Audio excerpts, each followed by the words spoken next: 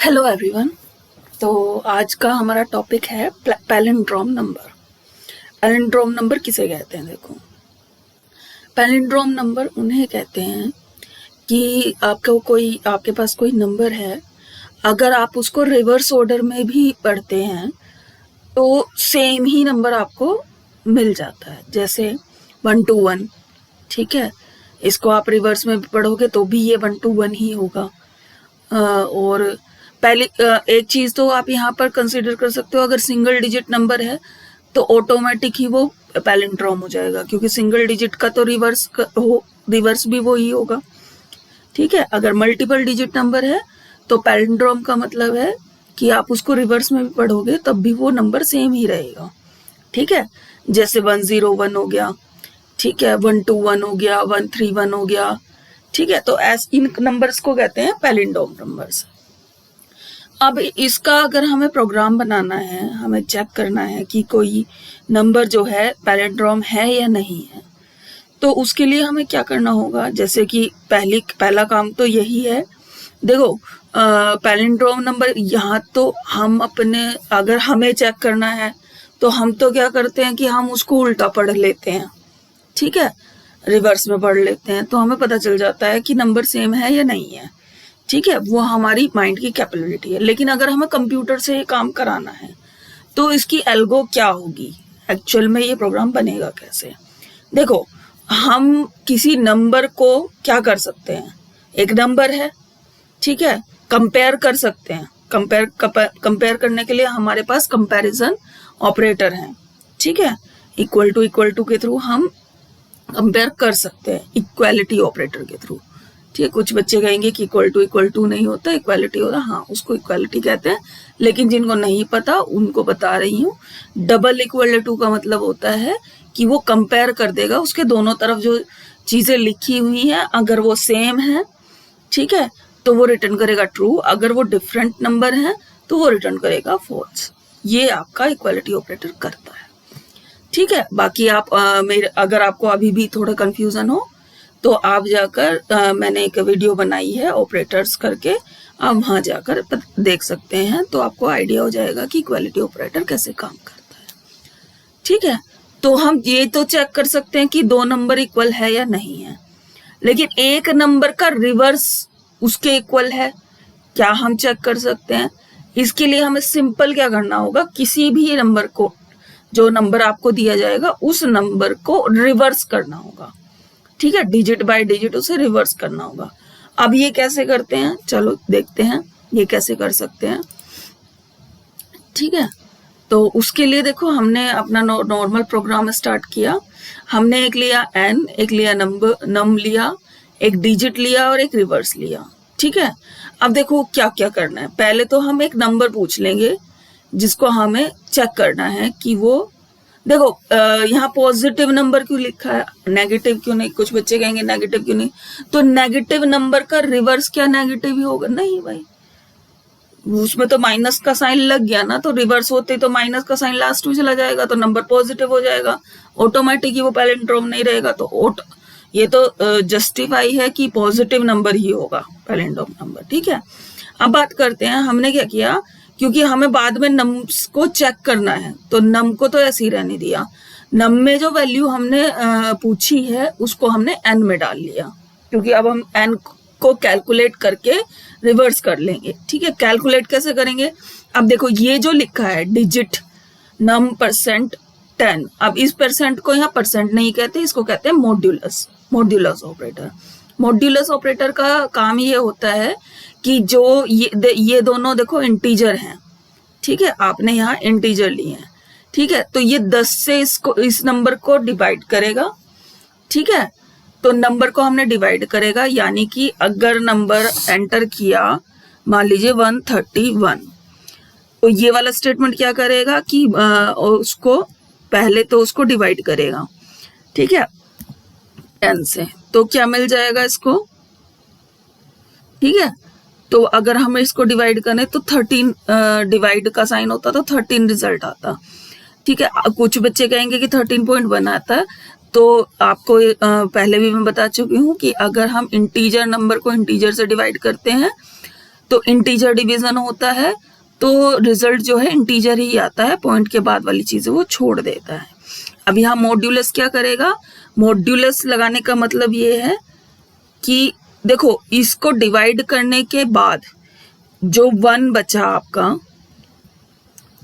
जो ये 1 बचा ये किस में चला जाता है, अगर आप नॉर्मल डिवीजन करोगे तो 1 क्या रिमाइंडर बन जाता है, ठीक है। तो मॉड्यूलस ऑपरेटर क्या कैलकुलेट करता है, मॉड्यूलस ऑपरेटर कैलकुलेट करता है इंटीजर डिवीजन के बाद जो क्या बचा,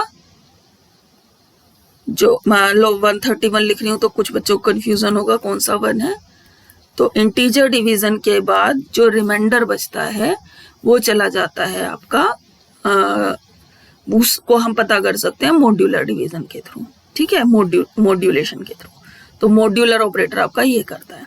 तो अब जैसे ये 132 था, हमने इसके थ्रू 2, तो हमें कौन सी डिजिट मिल गई, लास्ट डिजिट मिल गई, लास्ट डिजिट मिल गई। अब हमने क्या किया, रिवर्स में हमारा क्या था, 0 था, ठीक है। इसको यहाँ डबल स्लैश लगा देते हैं, डबल स्लैश लगा देते हैं तो ये कमेंट में चला जाएगा, ठीक है। तो 00 था, सॉरी 0 था, रिवर्स में हमने क्या किया, मल्टीप्लिकेशन की 10 की, यानी कि कितना होगा, रिवर्स में हमारा 0 था, 0 में हमने मल्टीप्लाई किया 10 को और ऐड कर दिया जो हमारी डिजिट आई, ठीक है। तो अब रिवर्स में कितना आ गया, तो ये कितना होगा, ये बन गया आपका 2, 10 की मल्टीप्लिकेशन 0 से हुई 0 हो गया, 2 ऐड किया तो कितना आ गया 2, यानी कि रिवर्स में आ गया अब हमारा 2। अब हमने क्या करना है, जो हमारा नंबर था, ठीक है, नंबर कितना था हमारा 132, 132 को डिवाइड किया है यहाँ पर, कितने से डिवाइड कर दिया, 10 से, तो ये कितना आ गया, 10 से डिवाइड करने से कितना आया था 13, तो 13 किस में सेव कर दिया, नंबर में, यानी कि नंबर में आ गया अब हमारा 13, ठीक है। अब हम इस पर गए, क्या 13 नंबर में कितना है, 13 है, क्या 13 0 हो गया, नहीं 13 0 नहीं हुआ, ठीक है। तो वापस से अंदर आ जाओ, वापस से अंदर आए, ठीक है। अब हमारा नंबर क्या हो गया, नंबर में कितना है 13, ठीक है, और 13 को हमने 10 से डिवाइड किया तो कितना मिला हमें 3, ठीक है, डिवाइड नहीं किया, रिमाइंडर निकाला तो 3 मिला, 3 डिजिट में हमारा 3 आया था, तो हमने क्या किया 3 किया, रिवर्स में हमारा कितना है 2 है, 2 डाला, तो यहाँ पर कितना आ गया हमारा 2 × 10 यानी कि 20 और 3 यानी कि कितना आ गया हमारा 23, ठीक है। तो अब हमारे पास नंबर में क्या था 13 था, उसको हमने डिवाइड किया तो हमारा कितना रह गया 1, ठीक है। आप फिर चेक करेंगे क्या हमारा नंबर 0 हो गया, नहीं हुआ, तो वापस आ जाओ, नंबर कितना हो गया है 1 हो गया है, 1 को डिवाइड करेंगे 10 से, ठीक है, तो कितना रिमाइंडर कितना आएगा 1, ठीक है, और रिमाइंडर 1 आएगा, 2 1 हमने किस में सेव कर दिया, डिजिट में, तो डिजिट में कितना आ गया 1, सॉरी यहाँ डिजिट नहीं है, यहाँ रिवर्स लिखा हुआ है, तो रिवर्स कितना था हमारा 23, रिवर्स में पहुंच गया 23, डिजिट में आ गया हमारा 1, ठीक है। 23 × 10 कितना हो गया 230, तो नंबर +1 कितना हो गया 231, तो रिवर्स में आ गया हमारा 231, और नंबर कितना है हमारा 1, उसको हम 10 से डिवाइड करेंगे तो इंटीजर डिवीजन होगा, तो रिजल्ट कितना आ जाएगा 0, ठीक है। अब हम चेक करेंगे क्या नंबर 0 हो गया, हाँ नंबर 0 हो गया, तो हमारा रिवर्स में हमको क्या मिल गया 231, ठीक है। तो इस तरीके से यहाँ पर कैलकुलेशन, इस तरीके से हम किसी भी नंबर को, नंबर क्या था हमारा, नंबर क्या था हमारा 132, क्या मिल गया हमको 132, क्या मिल गया हमको 231, उसका रिवर्स हो गया, किसमें, रिव में, नंबर किसमें है अभी भी हमारा n में, क्योंकि ये वाला नंबर तो 0 हो गया तो n में हमने सेव कर लिया था। इस तरह से हमें रिवर्स नंबर, यहाँ हम रिवर्स नंबर प्रिंट भी करा सकते हैं, रिवर्स नंबर आप प्रिंट करा लो। उसके बाद हमने क्या चेक किया, हमने सीधा सीधा अपना कैलकुलेट किया कि n इक्वल टू रिवर्स है, ये भी लगा सकते हैं कि n > 0, तो रिवर्स में वैसे भी 0 रहा होगा, ठीक है। ये चेक भी करना होगा क्योंकि माइनस में नंबर अगर आ रहा है तो किसी ना किसी तरह से गड़बड़ हो गई, ठीक है, तो ग्रेटर देन 0 का एक सिंपल सा एक वो रख लिया हमने। ठीक है, हमने फिर सी आउट किया, the number is a palindrome. ठीक है, अगर नंबर इज पैलिंड्रोम, अगर ये रिवर्स नंबर और हमारा रिवर्स नंबर सेम है तो यहाँ प्रिंट हो जाएगा नंबर इज पैलिंड्रोम, अगर नहीं है तो प्रिंट हो जाएगा the number is not a palindrome. ठीक है, तो इस तरीके से एक सिंपल प्रोग्राम रिवर्स करके, ठीक है, यहाँ नेगेटिव नंबर कोई भी क्या नहीं होता, पैलिंड्रोम नहीं होता, तो इसलिए हमने पहले ही चेक कर लिया जो n जो है वो ग्रेटर देन 0 होना चाहिए, तभी ये काम करेगा, अगर नहीं है तो ये एल्स में ऑटोमेटिकली चला जाएगा। ठीक है, तो अब हम इसको रन करा कर देख लेते हैं कि ये सही से वर्क कर रहा है।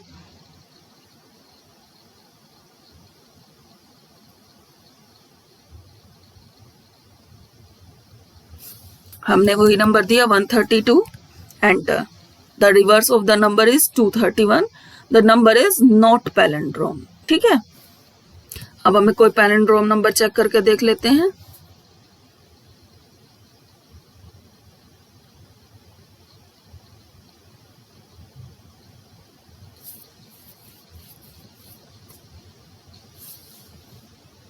हमने यहाँ लिखा 131, एंटर। तो नंबर इज पैलिंड्रोम। थोड़ा बड़ा नंबर देख लेते हैं, कुछ बच्चों को कंफ्यूजन हो जाती है कि बड़े नंबर नहीं चेक कर पाएगा, थोड़ा बड़ा नंबर देख लेते हैं। 14114, चलो ये कर लेते हैं। ठीक है, तो इसका रिवर्स नंबर क्या सेम आएगा, नहीं आएगा, तो 1।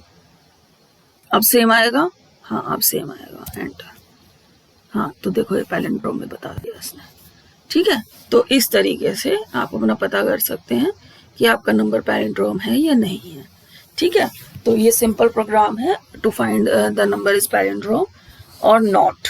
ठीक है, तो ये आप नोट कर लीजिए वीडियो पॉज करके।